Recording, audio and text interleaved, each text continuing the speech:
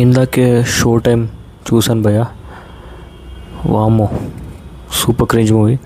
అస్సలు నచ్చలేదు నాకు. ఎవరికి రికమెండ్ కూడా చేయను, అస్సలు చూడకండి. ఇంకా సరే, నేను చూసా కాబట్టి మీకు చెప్తాను ఎట్లుందో. ఫస్ట్ ఏదో న్యూసెన్స్ కింద ఒక పోలీసు వాళ్ళు వస్తారు. వాళ్ళు న్యూసెన్స్ చేస్తున్నామని సరే పండుకోకుండా వాళ్ళు ఏదో మాట్లాడతారు. వాళ్ళు మాట్లాడింది ఏం పెద్ద అంత సీరియస్ కూడా ఉండదు. దానికి పోలీసు వాళ్ళు ఇంకా డిఫరెంట్గా రియాక్ట్ అవుతారు.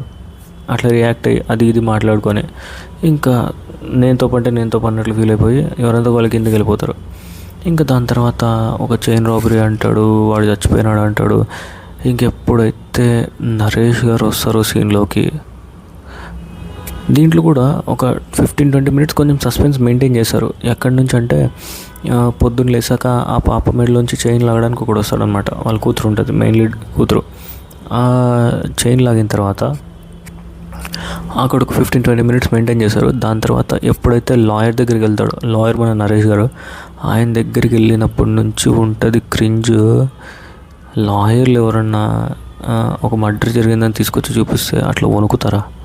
వణుకడం ఏందో, అరవడం ఏందో, ఎగరడం ఏందో, వామ్మో సూపర్ క్రింజ్.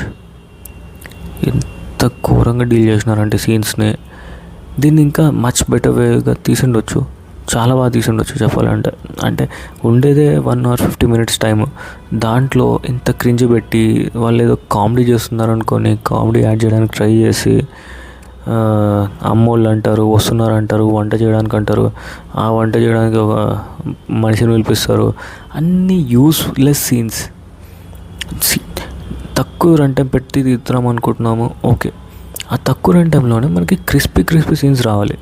అట్లీస్ట్ ఒక 5-6 సీన్స్ అన్న మొత్తం 15 minutesకి ఒకసారి పెట్టుకొని మధ్యలో ఆ సీన్స్కి సరిపడేలాగా మంచి డైలాగ్స్ రాసుకొని స్క్రీన్ ప్లే పట్టుకుంటే అట్లీస్ట్ ఓటీటీలోనే హిట్ అవుతుంది కదా, థియేటర్లో కాకుండా. ఇంతకుముందు ఒక ఈయనదే 11 సినిమా వచ్చింది, అది ఎంత బాగుంది. ఇది ఎందుకు అసలు ఇలా ఎందుకు తీస్తుందని నాకు అర్థం కావట్లే. ఆయన బాధ ఏంటో నాకు అర్థం కాలేదు నిజంగా. డైరెక్ట్ అయితే టూ మచ్. ఇంకా లాస్ట్లో పోలీసు వాళ్ళు వస్తారు, వాళ్ళేమో గుంజీలు తీయమంటారు, డ్యాన్స్ లేపిస్తారు. ఏందో అబ్బా. ఆ పోలీస్ ఆయన ఎస్ఐ అంట, ఇంకొక కానిస్టేబుల్ అంట. వాళ్ళిద్దరు ఏం చేస్తుంటారో, ఎందుకు మాట్లాడుతుంటారో, వాళ్ళేమో నోటికి వచ్చినట్లు మాట్లాడుతుంటారు, అద్దంటారు ఇద్దంటారు. మళ్ళీ వాళ్ళు లాస్ట్ కూడా చచ్చిపోయినాడు అనుకుంటే వాడు చావకుండా మారిపోతాడు. అరే భయ్యా, నువ్వు ఒకటి చూపించినావు, వాడిని గుండె పైన అంటే almost right side left side ఎక్కడో చోట చెవు పెట్టి ఉన్నాడు. బాడీలో ఎక్కడో ఒకసారి చెవు పెట్టి వింటే హార్ట్ సౌండ్ వినిపిస్తుంది. అలాంటిది గుండె దగ్గరే రైట్ సైడ్కి పెట్టి వింటే హార్ట్ సౌండ్ వినిపించకుండా చచ్చిపోయాడని డిక్లేర్ చేసేసి లాస్ట్కి మళ్ళీ పోలీస్ పోయి వాడి మీద పడితే వాడు లేచి పరిగెట్టడం ఏంటి? ఏం తీద్దాం అనుకున్నా ఏం తీసినావో నాకు అర్థం కాలేదు నిజంగా. ఈ డైరెక్టర్ వాము అస్సలు చూడొద్దండి guys, please. Complete waste of time. Thanks for watching. By.